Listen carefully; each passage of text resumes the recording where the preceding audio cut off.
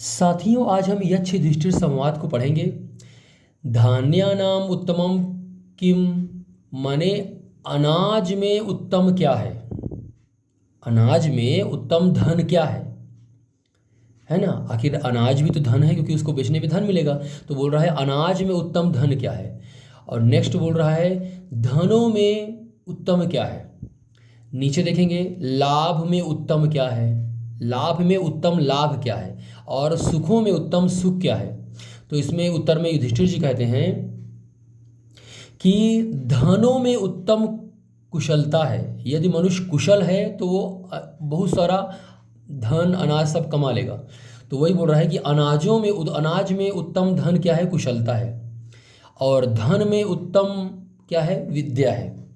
धन में सबसे उत्तम क्या होता है, विद्या, क्योंकि आदमी विद्या अगर उसके पास है माने वो अनगिनत धन कमा लेगा। नेक्स्ट है लाभ में उत्तम क्या है, कल्याण है। यदि मनुष्य का कल्याण हो जाए तो उससे अच्छा लाभ क्या है। तो लाभ में उत्तम कल्याण है। और सुख में उत्तम है संतोष। सुख में उत्तम सुख क्या है, संतोष। जब मनुष्य के अंदर संतोष आता है तो वो सबसे उत्तम धन वही है, या सबसे सुख वही है।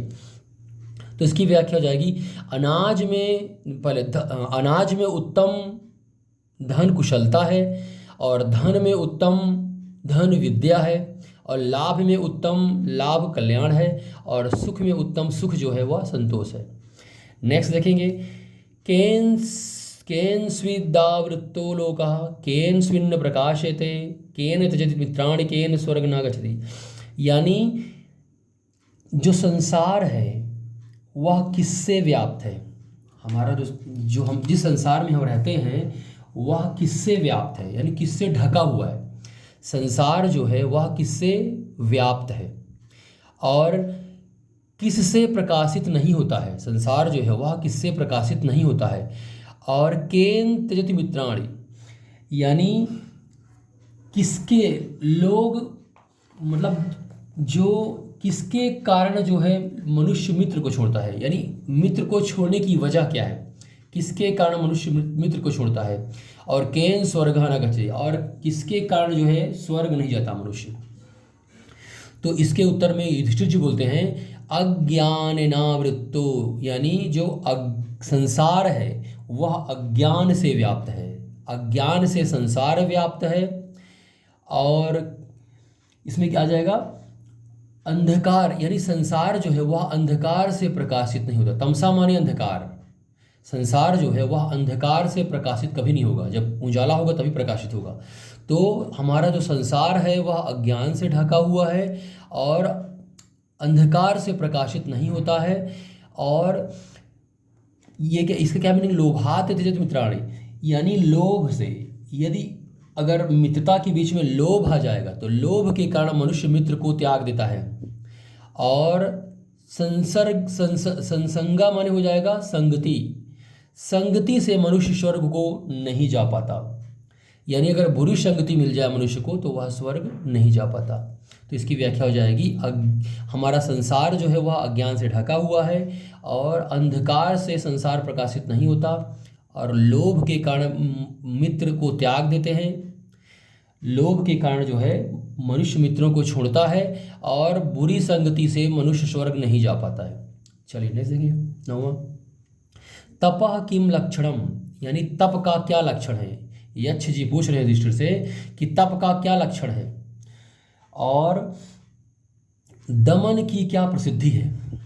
प्रकृता हमारी प्रसिद्धि, जो दमन है उसकी क्या प्रसिद्धि है।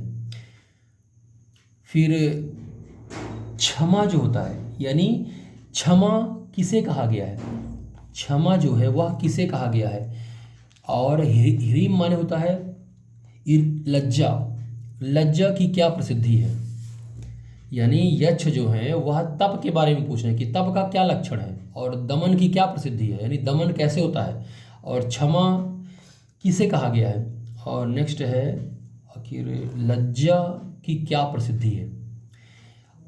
तब युधिष्ठिर जी कहते हैं कि तपः स्वधर्म धर्मम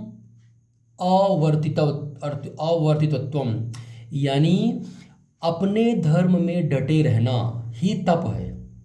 मनुष्य अगर अपने धर्म में जो है लगातार डटा हुआ है तो वो तप है। और मन को वश में करना ही दमन है। मन को यदि आदमी अपने वश में कर ले, नियंत्रण में कर ले, तो वही जो है वो दमन है। नेक्स्ट क्या हो जाएगा, द्वंद्व सहिष्णुत्वम मतलब होता है सुख दुख लाभ हानि में समान भाव रखना ही क्षमा है। मनुष्य यदि सुख आए चाहे दुख आए, चाहे लाभ आए चाहे हानि आए, अगर उसमें एक समान अपने मन को रखता है वही क्षमा है।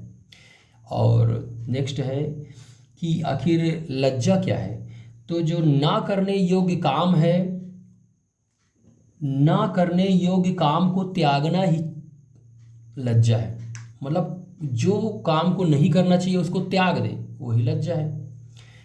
चलिए साथियों, यहाँ पर ये व्याख्या कंप्लीट होती है। इसी तरह की व्याख्या स्पष्ट रूप से समझने के लिए आप वीडियो को लाइक करिए, चैनल को सब्सक्राइब करिए और इसे अपने दोस्तों में शेयर करते रहिए ताकि सबको इसका लाभ मिले। और आप चैनल को सपोर्ट कर रहे हैं, इसके लिए आपको बहुत बहुत धन्यवाद।